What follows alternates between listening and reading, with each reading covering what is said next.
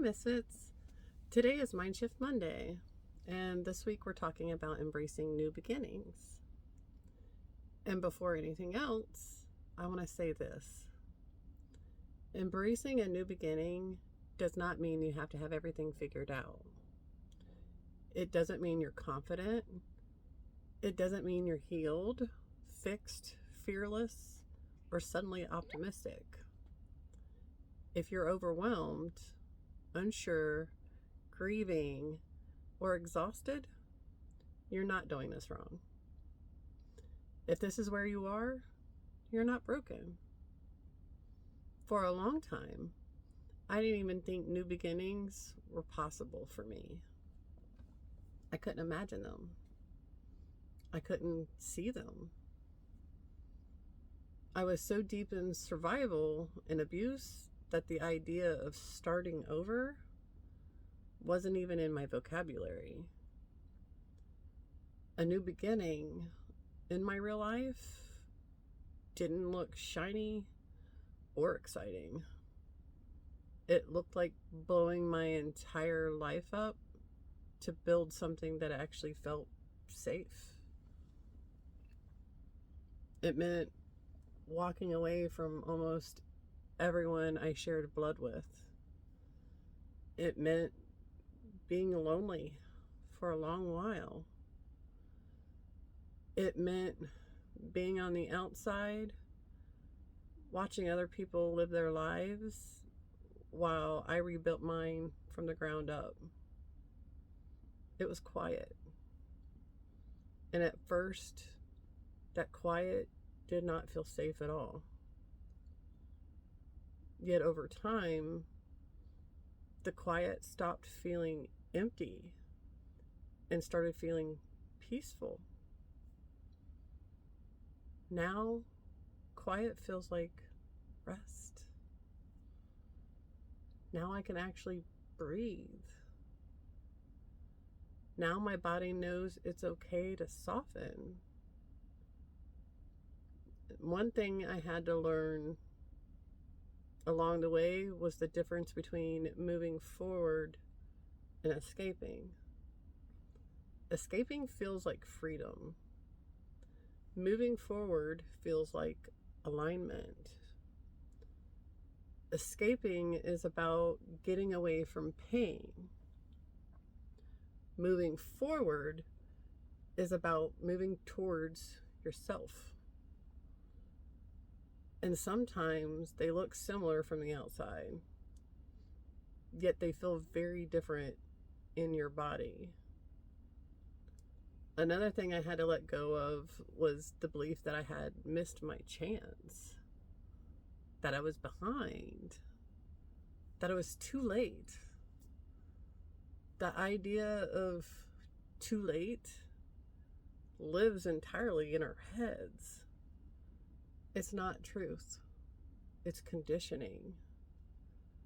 I felt behind for most of my life. And yet here I am, living a life I never thought I'd be capable of building on my own. I'm not here because it was easy. And yet here I am. Oh, I think I read that already. I'm here because I was willing to admit I don't know what I need. But it's not this. That willingness is enough. A new beginning doesn't require confidence. It doesn't require certainty. It doesn't require forgiveness or optimism or healing anything first. It only requires honesty. I had to grieve a lot to get here. People, identities, versions of myself, time I'll never get back.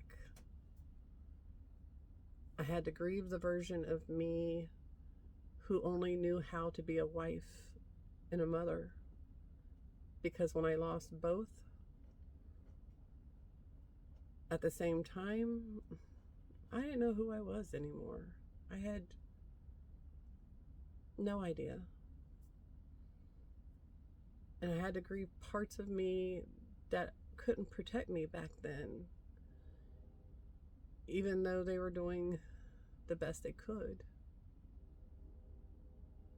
Loneliness showed up in my new beginning, yet it didn't break me. It wasn't unfamiliar. It did teach me something important, though.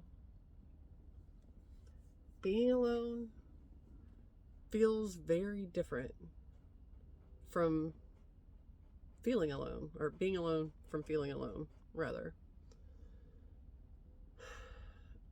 I used to feel painfully alone in crowded rooms, in my marriage, in my family. Now I choose solitude when I need to recharge because I understand myself better now. Peace for me is non-negotiable.